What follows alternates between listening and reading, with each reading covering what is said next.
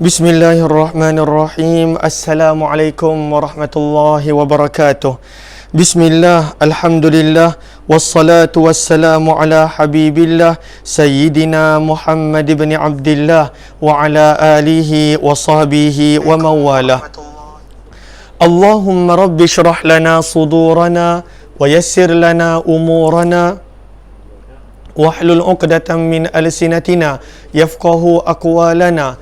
Allahumma fakkihna fid din wa 'allimna at-ta'wil.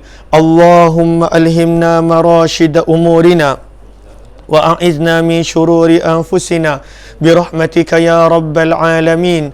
Walhamdulillahi rabbil alamin. Alhamdulillah thumma alhamdulillah. Apa khabar sahabat-sahabat semua? Kita bertemu dalam pertemuan program Hamba Ilahi bersama dengan saya Umar Aziz. Moga-moga pertemuan ini menjadikan kita beroleh sedikit sebanyak pengajaran ataupun amalan yang kita boleh bawa dalam kehidupan berdasarkan apa yang kita baca daripada kitab Al-Adhkar Imamun Nawawi rahimahullahu ta'ala. Ahlan Kak Zimah Don, Nur Razia Mohta, Tuan Nur Rahim Sharif, Hardi Suhaimi, Nur Hayati Yahya, Zahra Alias, Nur Baiduri, Jamaliyah Manab, Notia Sira, Habibah Abdul Aziz, Karimah binti Abu Bakar, Yaya Lia, Serina Abdul Rahman, Safia Safian, Ifa Aiman, Aminah Hitam, Ana Sukaimi, Siti Mazura, MGA Norisah, kemudian Ummi Zaihadi, kemudian ahlan Galik Spirit, Syarina Uthman, Zaliha Kamaruddin, Jamaliyah Manab, Siti Nur Aisyah Ahmad, Zeti Abdullah, Fatima, Anita Maizan, Ayahman, Virta Delima, Azima, Arif Taib, Zahini Wahid, Syamsiah Saleh, Fauzan Muhammad dan juga semua sahabat-sahabat yang lain. Ahlan kepada semua. Waalaikumsalam warahmatullahi wabarakatuh. Kepada semua yang memberi salam, apa kata kita mulakan pertemuan kita dengan sama-sama kita perbetulkan dahulu niat. Moga-moga pertemuan kita adalah kerana Allah Subhanahu wa ta'ala.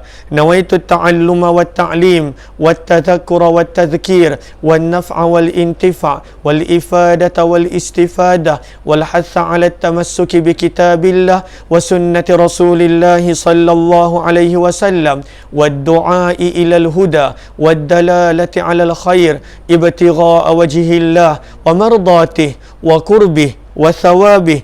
Amin amin ya rabbal alamin. Ahlan kepada sahabat-sahabat yang baru bersama, mohon jasa baik untuk semua bantu share, bantu untuk kongsi, bantu untuk sebar luas, tag rakan-rakan yang lain. Moga-moga lebih ramai yang beroleh manfaat. Kita telah masuk pada kitab yang baru, iaitu kitab yang berkaitan tentang tilawah Al-Quran, pembacaan Al-Quran, di mana Imam Nawawi pada permulaan tajuk ini telah membawakan yang pertama, bahawa sebenarnya Quran itu adalah zikir yang paling afdal. Kemudian Imam Nawawi tegaskan juga bahawa Al-Quran itu perlu dibaca pada waktu itu, pada ketika itu dengan tadabbur penghayatan. Dan seterusnya Imam Nawawi telah tekankan bahawa beliau telah menyusun, telah menulis satu kitab yang secara khusus berkenaan tentang adab pembaca Al-Quran, adab ketika mana membaca Al-Quran dan semua yang berkaitan dengan Al-Quran dalam kitab beliau At-Tibyan fi Adabi Hamalatil Quran. Dan kemudian semalam kita telah baca dan kita baca dengan perlahan bahawa berkenaan tentang mereka-mereka daripada kalangan salafun salih yang mana mereka pada waktu itu mengkhatamkan Al-Quran. Bagaimana dimulakan daripada tempoh 2 bulan sekali satu khatam, ada yang sebulan sekali satu khatam, ada yang pada waktu itu 10 hari satu khatam, ada yang 8 hari, 7 hari, 3 hari, 2 hari, dan semalam kita kongsikan ada yang setiap hari satu khatam. Dan saya telah kongsikan bahawa setiap hari satu khatam adalah perkara yang biasa bahkan di negara kita untuk adik-adik kita yang hafal Al-Quran dan ketika mana sedang melakukan syahadah, pada waktu itu mereka baca setiap hari satu khatam. Lalu kita nak sambung, ada tak yang lebih daripada itu? Maksudnya satu hari beberapa kali khatam? Ada. Namun di sini Imam Nawawi sebutkan secara ringkas tanpa menyebut nama-nama mereka. Kalaulah ada sahabat-sahabat yang tak nak tahu nama-nama daripada kalangan para ulama terdahulu yang pada waktu itu membaca Al-Quran sehari beberapa kali khatam, maka boleh rujuk dalam catatan dan penulisan Imam Nawawi At-Tibyan fi Adabi Hamalatil Quran. Ahlan-ahlan kepada sahabat-sahabat, jom mohon catat dorang komen muka surat 207 perenggan yang ketiga. Muka surat 207 pertengahan perenggan yang ketiga. Lalu muka surat 207 pertengahan perenggan yang ketiga. Kata Imam Nawawi, sebahagian daripada para salafus salih ada yang mengkhatamkan 3 khatam satu hari. Masya Allah. Ada yang mengkhatamkan 3 khatam satu hari. Pada waktu itu Allah kurniakan keberkatan pada masa mereka. Dan pada waktu itu mungkin mereka pada waktu itu Allahumma salli ala Sayyidina Muhammad dah membiasakan. Maka pada waktu itu Al-Quran menjadi lancar pada lidah mereka. Al-Quran menjadi lancar pada lidah mereka, dan pada waktu itu mereka mengambil berat tentang hukum-hukum yang pada waktu itu paling asas, dan pada waktu itu kita nampak sehari 3 khatam. Mungkin bagi kita ianya sesuatu yang pelik, sesuatu yang luar biasa kerana kita ada kesibukan-kesibukan duniawi kita, kerja, keluarga. Namun banyak daripada kalangan mereka yang pada waktu itu mereka habiskan usia mereka, waktu mereka, hari mereka. Bahkan kita pun belajar macam Imam Nawawi, tak pernah tidur selama 2 tahun, tak pernah tidur, tak pernah berbaring selama 2 tahun.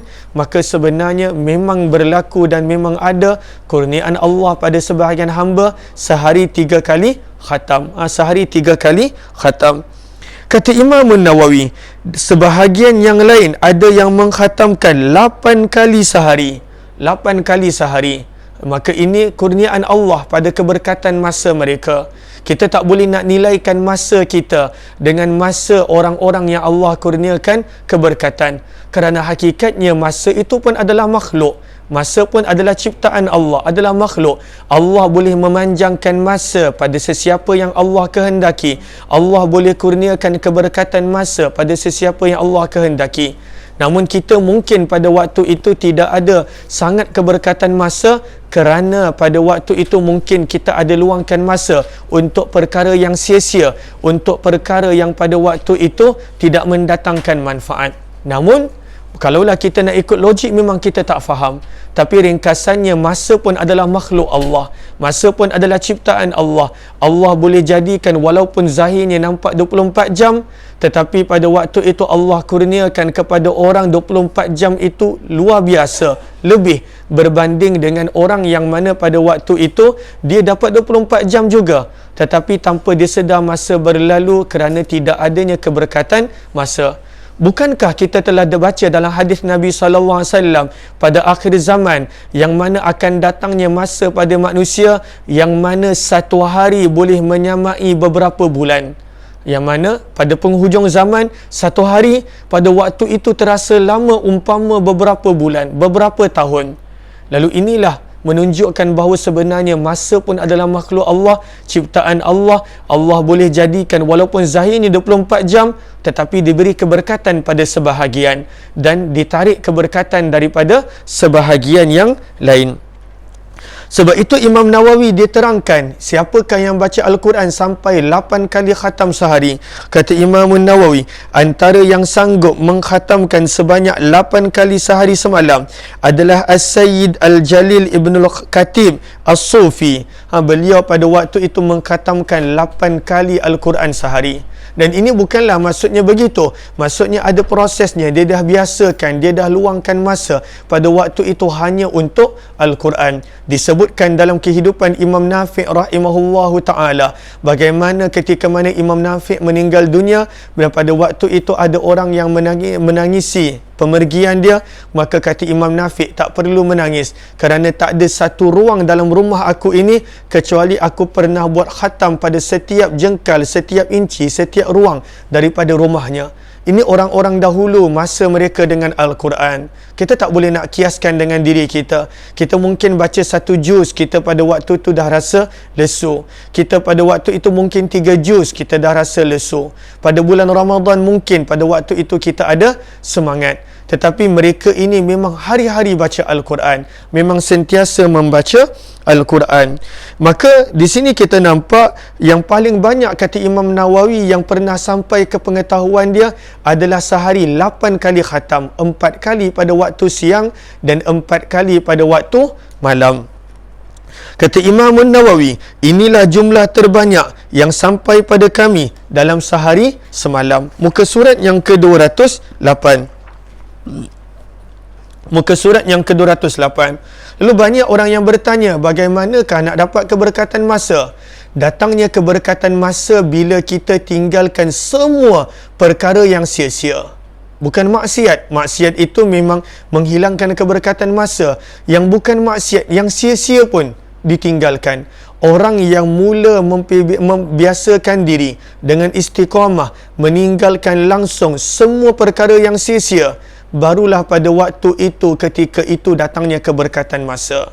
Ianya bukanlah pada waktu itu kita boleh beli, kita boleh pada waktu itu dapatkan begitu sahaja. Allah kurniakan kepada orang yang betul-betul menghargai masa. Siapakah orang yang betul-betul menghargai masa? Orang yang tinggalkan langsung semua perkara yang sia-sia. Bukan maksiat. Sia-sia ni maksudnya bukan maksiat. Sia-sia benda yang tak berfaedah untuk akhirat dan juga untuk dunia kita. Sebab itu sabda Nabi SAW, min husni islamil mar'i, sebenarnya daripada keindahan Islam seseorang itu, tarkuhu, bagaimana dia boleh meninggalkan perkara yang sia-sia. Keindahan Islam seseorang itu, dia tinggalkan perkara yang sia-sia. Sebab itu kita dah belajar ratusan doa, ratusan zikir, ratusan amalan kita dah belajar. Apa tujuan dia? Supaya dalam kehidupan kita langsung tidak ada masa yang sia-sia, langsung tak adanya waktu yang sia-sia. Maka bila seseorang itu dia benar-benar jaga waktu dia, masa dia, dia langsung tak buat perkara yang sia-sia, apatah lagi perkara yang maksiat yang menjadikan Allah murka, barulah orang itu Allah akan kurniakan keberkatan masa. Tetapi selagi mana dia tak boleh tinggalkan perbuatan maksiat, al-a'yadzubillah, moga Allah pelihara saya. Begitu juga dia tak boleh meninggalkan perkara yang sia-sia, moga Allah pelihara kita daripada melakukan perkara yang sia-sia. Maka pada waktu itu dia tidak akan dapat keberkatan masa.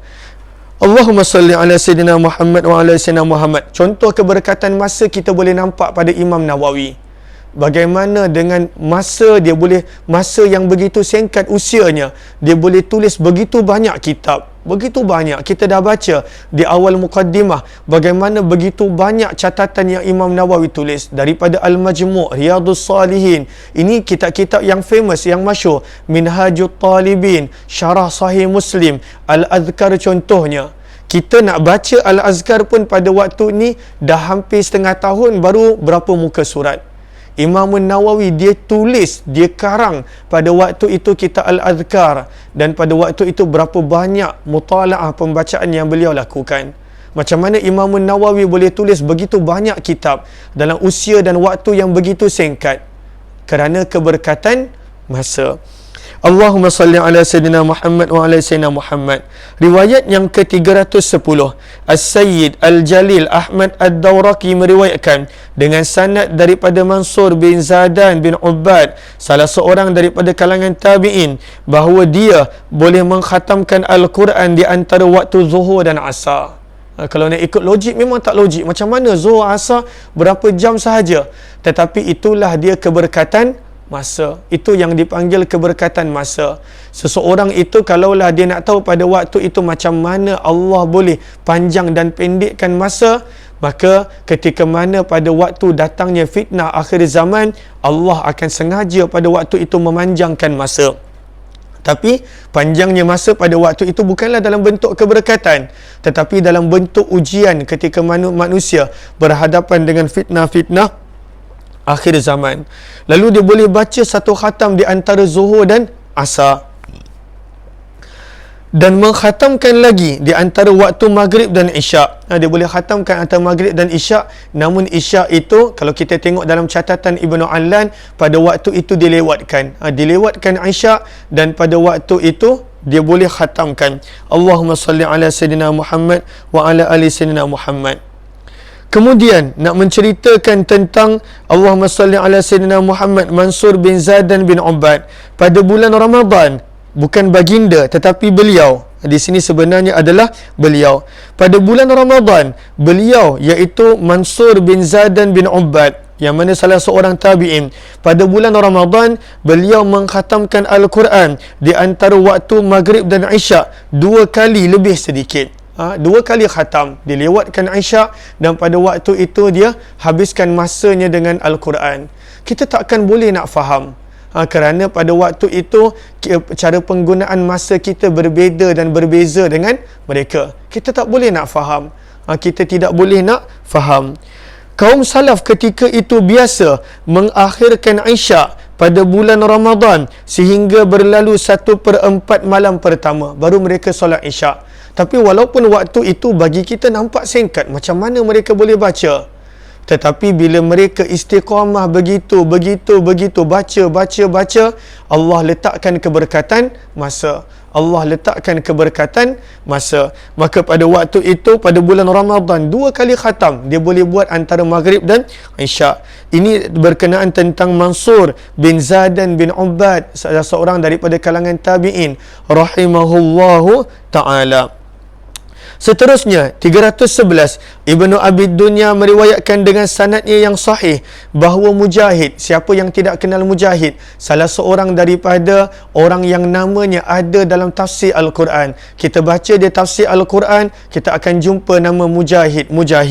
Maka Mujahid, apakah keadaan dia? Mujahid ketika mana mengkhatamkan Al-Quran pada bulan Ramadan antara maghrib dan isyak. Cumanya isyak tu dilewatkan, tetapi Allah kurniakan keberkatan masa. Pada waktu itu dia boleh khatamkan Al-Quran di antara maghrib dan isyak. Kita memang susah nak faham, memang sukar nak faham, sebab pada waktu itu Allah tak kurniakan kita keberkatan masa. Allah tak kurniakan kita keberkatan masa. Hanya orang yang Allah kurniakan, pada waktu itu dia akan faham betapa benda-benda seperti ini boleh berlaku. Kita tak boleh nak guna logik kita. Kita tak boleh nak guna akal kita sepenuhnya. Kerana ini orang-orang yang mana mereka memang menghabiskan masanya dengan Al-Quran, membaca, menghayati, meneliti dan juga mengajarkan Al-Quran. Kata Imam Nawawi, ada tak orang yang baca 1 rakaat sepanjang malam khatamkan Al-Quran? Kata Imam Nawawi, banyak. Kata Imam Nawawi, sementara itu mereka yang mengkhatamkan Al-Quran dalam 1 rakaat sangat ramai. Antara yang pernah pada waktu itu membaca Al-Quran 1 kali khatam 1 rakaat, siapa? Uthman bin Affan radhiyallahu taala anhu, Tamim Ad-Dari radhiyallahu taala anhu, dan Sa'id bin Jubair. Sepanjang 1 rakaat 1 khatam Al-Quran. Kita sayalah mungkin kita kadang-kala surah Fatihah 3 kul dah rasa panjang. Macam bulan Ramadan waktu witir baca 3 kul. Panjang. Kenapa ustaz baca 3 kul waktu witir? Tak boleh ke baca ayat-ayat yang pendek sikit? Ataupun kenapa baca Sabihisma? Kita dah letih. 3 kul 1 rakaat pun kita dah rasa panjang. Bagaimana kita nak merasai keberkatan masa? Surah As-Sajadah pada hari Jumaat subuh, pada waktu tu dah rasa panjang. Surah As-Sajadah dan Insan dah rasa panjang, dan pada waktu tu rasa lesu, dan pada waktu tu rasa panjang sangat. Padahal selalunya kat masjid surah, imam-imam yang membaca pada waktu itu suara-suara yang baik, tajwid yang baik pun kita dah rasa panjang. Bagaimana kita nak merasai keberkatan masa? Kita sendiri tak enjoy pada waktu itu untuk membaca Al-Quran. Lalu keberkatan masa bila kita enjoy. Macam kita tengok, sebahagian orang dia tengok bola. Contohnya 3-4 jam. Pada waktu tu dia enjoy, dia tak ada rasa apa. Sebab dia seronok, dia enjoy. Orang yang mana tengok drama, contohnya drama Korea, 20 episod, 30 episod, tak tidur malam, dia enjoy, dia tak rasa apa. Orang yang mana contohnya tengok movie, dia enjoy, dia tak rasa apa. Maka pada waktu itu dia tak rasa apa. Beginilah juga untuk orang-orang seperti ini, kenapa mereka boleh baca. Contohnya kata Imam Nawawi, banyak orang yang satu rakaat dia boleh khatamkan 30 juz. Satu, Allah berikan keberkatan masa. Yang kedua, hati mereka sangat enjoy, sangat seronok pada waktu itu bila mereka membaca Al-Quran. Lalu bila manusia itu dia seronok bila dengan kalamullah, pasti Allah berikan keberkatan masa. Kita pula yang mungkin tak berapa seronok, tak berapa enjoy, tak berapa merasai, pada waktu itu mungkin kita tidak diberikan keberkatan masa. Kita tak diberikan keberkatan masa. Dan sebenarnya tak ada apa yang pelik. Masa pun adalah makhluk Allah Subhanahu Wa Taala. Semuanya adalah makhluk Allah. Allah berhak pada waktu itu nak jadikan masa itu ikut kehendak dia, ikut perkiraannya, ikut ketentuannya, kerana segala-galanya adalah miliknya. Kalaulah ini pun kita nak bergaduh, yang kita kata tolak, mustahil, benda ni tak betul, maka bagaimana akal kita nak faham tentang mahsyar, tentang kubur, tentang perkara-perkara lain yang pada waktu itu lagi kita tak nampak. Lalu sebenarnya benda-benda ini berlaku dan Allah kurniakan kepada orang-orang yang Allah kehendaki, kerana mereka pada waktu itu cinta, seronok bila membaca kalamullah, kalam Allah Subhanahu Wa Taala. Seterusnya kata Imam Nawawi, pasti yang terbaik dalam hal ini bergantung kepada kemampuan individu. Ikut kemampuan kita. Jangan buat kerana semangat, seminggu je baca Quran, lepas tu tinggalkan. Jangan, ikut kemampuan. Dan insya-Allah kita akan sambung perkara ini esok, insya-Allah. Kita akan sambung perkara ini esok. Mohon doakan keselamatan perjalanan ayah saya. Ayah saya, beliau ada urusan kerja di US pada malam ni akan berangkat, ada urusan kerja di US, ada urusan projek pekerjaan di sana. Doakan moga beliau selamat pergi, selamat berada di sana, selamat pulang. Lalu ada beberapa urusan beliau yang saya perlu bantu untuk selesaikan. Alhamdulillah, Allah permudahkan segala permohonan beliau, segala urusan beliau, dan insya-Allah beliau akan berangkat pada malam ini. Mudah-mudahan berada dalam keadaan sihat, pergi dan pulang semasa berada di sana untuk tempoh beberapa minggu ataupun beberapa bulan. Lalu doakan untuk kesihatan, keselamatan pergi dan pulang ayah saya. Insya-Allah kita akan jumpa kalau sempat malam ni jam 9 malam di Telegram channel Kuliah Ummah Aziz, insya-Allah. Terima kasih sahabat-sahabat semua kepada yang kali pertama jemput join Telegram channel Kuliah Ummah Aziz. Kalau di antara sahabat-sahabat yang ingin untuk membuat pembelian kitab Al-Adhkar ataupun untuk menghadiahkan kepada kawan dan teman, boleh sahaja tekan link yang berada di ruang komen. Kalaulah ada di antara sahabat-sahabat yang mana ingin untuk melakukan ibadah korban di Mekah, masih lagi dibuka, pendaftaran masih lagi dibuka, walaupun saat-saat akhir kerana banyak yang bertanya, masih lagi dibuka, tetapi hanya di Mekah, insya-Allah. Lalu kepada yang masih ingin untuk melakukan ibadah korban juga boleh tekan link yang berada di ruang komen. Kita jumpa jam 9 nanti pada program Kisah Para Sahabat, insya-Allah, jika tidak ada sebarang halangan, insya-Allah. Jumpa lagi sahabat-sahabat semua. Terima kasih semua yang baru join, mohon jasa baik untuk bantu share dan juga kongsikan. Wabillahi taufiq wal hidayah. Assalamualaikum warahmatullahi wabarakatuh.